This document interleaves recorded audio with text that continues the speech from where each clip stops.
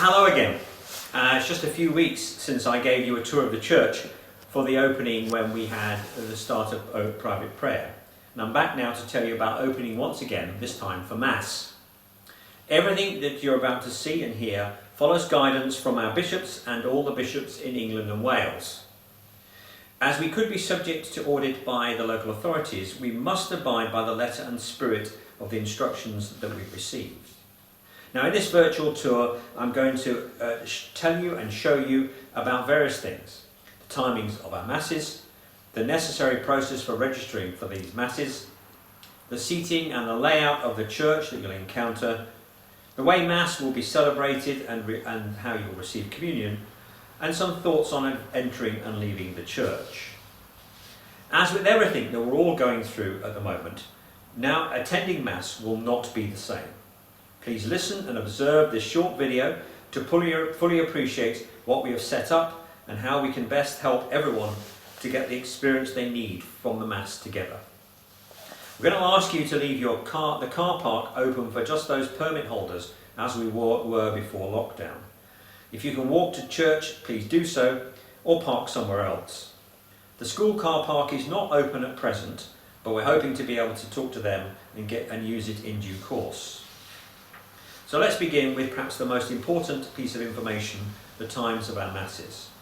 We will continue to have the previous 10 a.m. Mass on Fridays, and there'll be two Masses on Saturday, one at 4:30 and one at 6 o'clock in the evening. If you're watching us on YouTube on a regular basis and are going to carry on doing that, then don't worry, our 4:30 Mass every Saturday is going to be live streamed on YouTube. Now, these timings mean that in effect we're celebrating one parish Sunday Mass spread across the three events.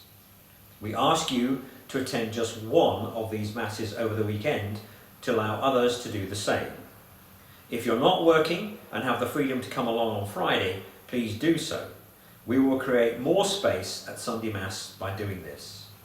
The arrangements mean that Father John is not flitting to and fro from Leighton Buzzard, where he'll be saying the Masses for our fellow parishioners over there on Sundays.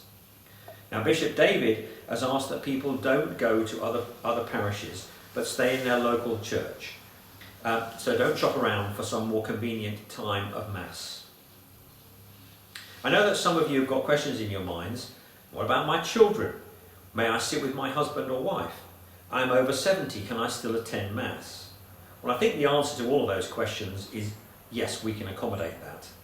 We've laid out space to provide for 4 families groups at each Mass. And there are 11 pairs of chairs for couples who are from the same household. That leaves us around another 20 chairs to accommodate everybody else. We'll be allocating these sets of chairs on a first-come basis. So there's an incentive to listen very carefully to what I'm about to say about registration and to do that very quickly. After the family and the couple seats have all been allotted, then everyone else would just have to use a single seat, and we ask you not to move any of the furniture around. If you're over 70 and you haven't been told to shield or isolate because of some underlying health reason, then you're very welcome to come to Mass as well. Now, once we proceed into the church, you'll appreciate what 2 metre social distancing means for the number and the layout of our seating. We are severely limited. Instead of around 200 individual places in all of our benches before, we now simply have 60 chairs. We cannot allow more people to attend by having them standing. It's just not allowed. We never wish to be in a position where we'll have to turn parishioners away because we're full at one Mass and we had spaces at another. So to make this possible for our average weekly Mass going population to fit in to the church, we need you all to register for a specific Mass. Now, I do hope the process we've designed is straightforward. On Monday the 6th of July, we will be sending a booking form by email to the 250 regular recipients of the e-bulletin. We'll also be phoning all those people we know who do not have email and putting the form on our website, so there's every opportunity to find out about it, and we'll also be giving the details on Facebook. You'll be asked to email Suzanne Yates every week by 6 o'clock on Thursday to nominate your first and your second preferences for the 3 masses. You can make your booking regularly as well by saying you're going to attend the same mass all the time.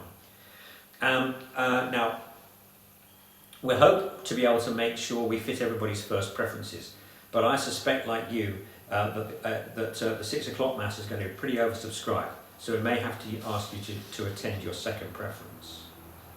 We also ask you to let us know if your plans change, so that as church starts, we know how many remaining seats we have available. We ask you to work with the stewards. They'll be standing here to greet you, to let you know to let them know you're present, and follow their advice about where to sit. I cannot stress enough how this process is intended to help everyone. Please don't put me in the position where I've got to turn people away from one mass, knowing we had space at another. Now, before we go inside and I show you the church, let me tell you a few things that might be important for you to remember. We will ask you to wait at 2-metre intervals while you're being greeted. Boxes for the food bank will be available outside for donations, and the food bank desperately needs our support, so please remember to start bringing your donations again. If you're not registered, you may be asked to wait before we can seat you. Sorry, but the toilets behind me are not open for use at the moment. That's part of the instructions we have been given, and there are no missalettes at present, though the publishers are going to start producing these again from September.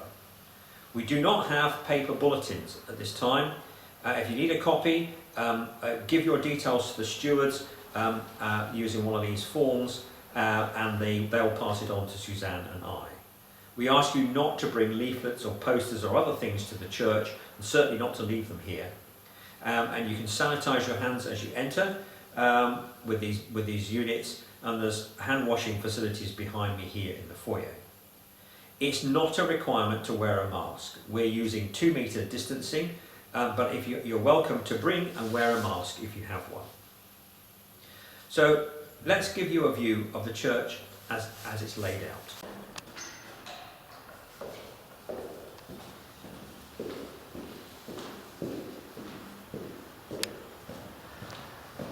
So now we're in the church. You can see how really stark it is. That's most people's reaction. But you have to bear in mind that what we're doing is we're applying diocesan guidelines which have been agreed by the church and the government. So we have no choice in what we've done. Now, the spaces for our family groups are here, some behind me on this side of the sanctuary, and then there are 2 more over here by the organ. There are pairs of chairs for couples down this side of the church and also in the back room. As you can see, we've suspended the votive capital stand at present, but we are looking to be able to find a way of offering this devotion to you in the future. Our repository is closed and our kitchen is currently closed as well, so there's no scope for our previous social activities and a coffee after Mass.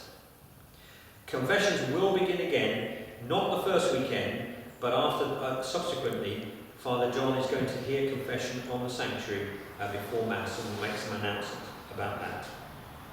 Now, Mass is going to be celebrated in very much the same way that you're used to, it just will be a little shorter. We won't have servers or MCs, just Father John and I at the altar. One of our readers will proclaim the word and the bidding prayers from their own lectern, and I'm sure Father John will continue to regale us with his witty homilies. There won't be any singing, and you'll be pleased to know we won't be humming either, but we do have to have some music to enliven our liturgy. At communion, you'll be guided by a steward to come forward. You'll come forward to one of these 2 points on the other side of the altar. So you'll raise your hands like this. Father John and I will come forward. We'll be wearing visors. We'll say the body of Christ, and you'll say Amen. You'll receive quietly, and you'll receive communion in a normal way, and then go back to your place. At the end of the Mass, we're going to ask you to use both exits to reduce congestion at the doors. Please leave as soon as is practical, and always observe the social distancing, waiting if necessary for a clear exit at the individual doors. Sanitize your hands as you leave. There are 2 units by the doors by the fire door and 2 in the main entrance. If you have an offering, you can then place that in one of the containers that's by each door. All we ask is that it's in an envelope for the parish, the SVP, or whatever cause that we're offering that week. Please remain social distance in the car park and on the site exit, and take care as you go home. Once you've left, the team of stewards and I can then clean the church for the next Mass, so your timely departure enables them to do their work. Now, I'm sure there's a great deal for you to take in there about our new arrangements. At least you can watch this video again and just check the points. So let me summarise. There are going to be 3 Masses which are going to make up our weekly Sunday parish Mass. Registering for just one of these Masses is going to ensure that we can help everyone to get back to Mass on a regular basis. This process is a vital part of what we're doing, so please participate. Stewards will be on hand to greet you and to help and guide you. The Mass, though a little shorter, will be the same celebration that we're all used to, and you will be able to receive communion. We need you to observe 2-metre distancing rules and the hand hygiene protocols throughout your time at the Mass and on the site and in the car park. Now, I'm sure I speak for all of us when I say the lack of Mass has been tough to endure. Equally, not seeing friends and fellow parishioners.